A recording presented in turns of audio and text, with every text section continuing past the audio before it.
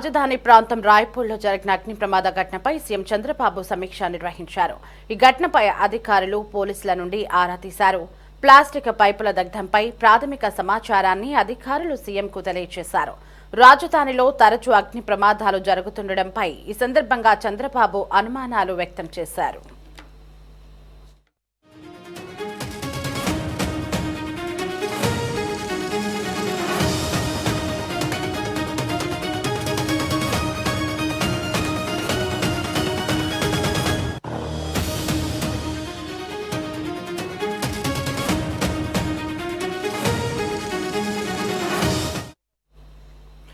అగ్ని ప్రమాద ఘటన ప్రమాదవశాత్తు జరిగిందా లేదా, ఇందులో కుట్ర కోణం ఏమైనా ఉందా అనే విషయంపై లోతుగా విచారణ జరపాలని సీఎం అధికారులకు సూచించారు.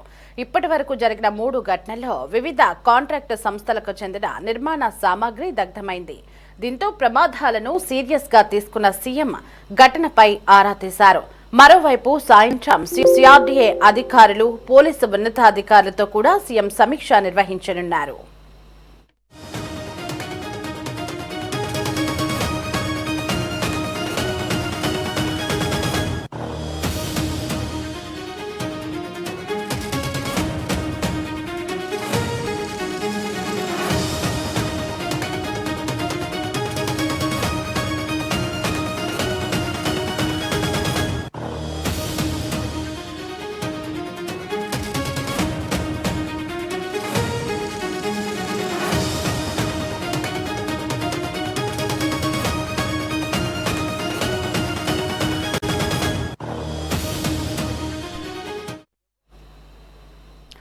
రైట్గా ఇదే అంశానికి సంబంధించి మరింత సమాచారం మా కరెస్పాండెంట్ రామకృష్ణ ఫోన్ ఇన్ లో అందించడానికి మనకి అందుబాటులో ఉన్నారు. రామకృష్ణ, రాజధాని ప్రాంతం రాయ్పూర్లో జరిగిన అగ్ని ప్రమాదంపై సీఎం సీరియస్ గా ఉన్నట్లుగా తెలుస్తోంది. ఇక సాయంత్రం సిఆర్డీఏ అధికారులు, పోలీసు ఉన్నతాధికారులతో సమీక్షా సమావేశం నిర్వహించబోతున్నట్లుగా కూడా మనకి సమాచారం అందుతోంది. మరి ఈ ప్రమాదం అనుకోకుండా జరిగిందా, లేకపోతే దీని వెనుక ఏమైనా కుట్ర కోణం ఏమైనా దాగి ఉందా? ఇప్పటి వరకు ఏం చెప్తున్నారు అధికారులు? పూర్తి అప్డేట్స్ ఏంటి రామకృష్ణ?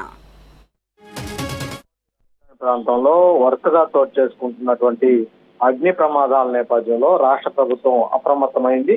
తాజాగా రాయపూడి ప్రాంతంలో జరిగిన అగ్ని ప్రమాద ఘటన మీద ముఖ్యమంత్రి చంద్రబాబు నాయుడు సమగ్ర సమీక్ష నిర్వహించారు. ఈ ఘటన మీద అధికారులు, పోలీసు ఉన్నతాధికారులతోటి ప్రత్యక్షంగా మాట్లాడిన ముఖ్యమంత్రి జరిగిన పరిణామాల మీద పూర్తి వివరాలు తెలుసుకున్నారు. ప్రాథమిక సమాచారం ప్రకారం ఈ ఘటనలో భారీగా ప్లాస్టిక్ పైపులు దగ్ధమైనట్లు అధికారులు ముఖ్యమంత్రి దృష్టికి తీసుకొచ్చారు. ఈ అగ్ని ప్రమాదం ఎలా జరిగింది, ఏ కారణాల వల్ల చోటు చేసుకుంది అనే అంశాలపై ముఖ్యమంత్రి ప్రత్యేకంగా దృష్టి సారించారు. రాజధాని ప్రాంతంలో ఇటీవల కాలంలో వరుసగా అగ్ని ప్రమాదాలు జరగటం ఆందోళన కలిగించే విషయమని ఆయన అభిప్రాయం పడ్డారు.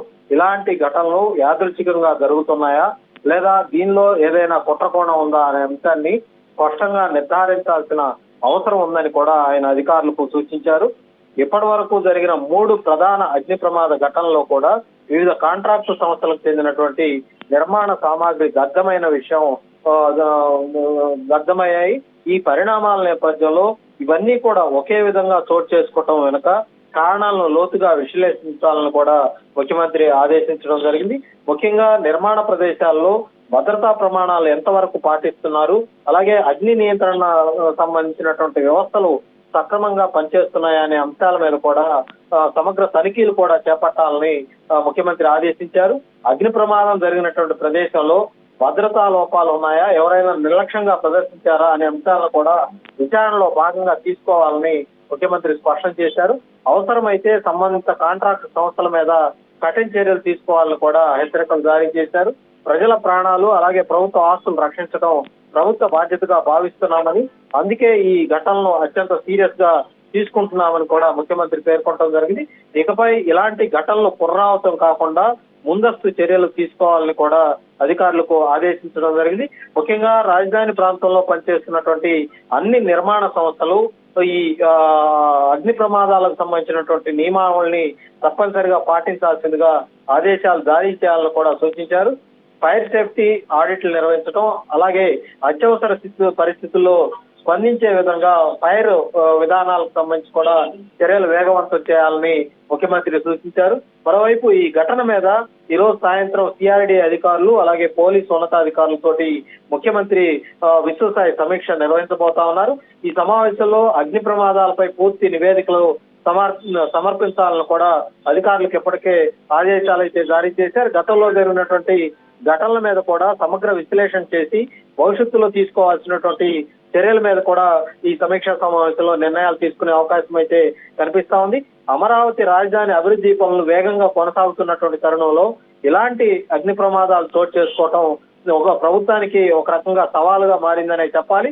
భారీ స్థాయిలో నిలవచ్చుతున్నటువంటి నిర్మాణ సామాగ్రి అలాగే యంత్రాంగం వంటి ఈ అంశాలు ప్రమాదాలకు కారణమవుతూ ఉన్నాయన్న కోణంలో కూడా విచారణ అయితే కొనసాగుతుంది.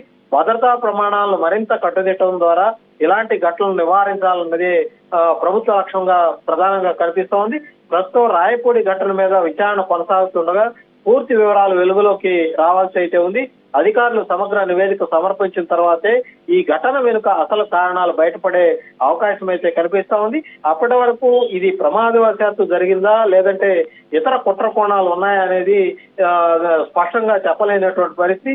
ఈ పరిణామాల నేపథ్యంలో రాజధాని ప్రాంతంలో భద్రతా వ్యవస్థలను బలోపేతం చేయటం, నిర్మాణ కార్యకలాపాలను మరింత క్రమబద్ధీకరించడం వంటి అంశాలు ప్రభుత్వ ప్రాధాన్యంగా కనిపిస్తా ఉన్నాయి.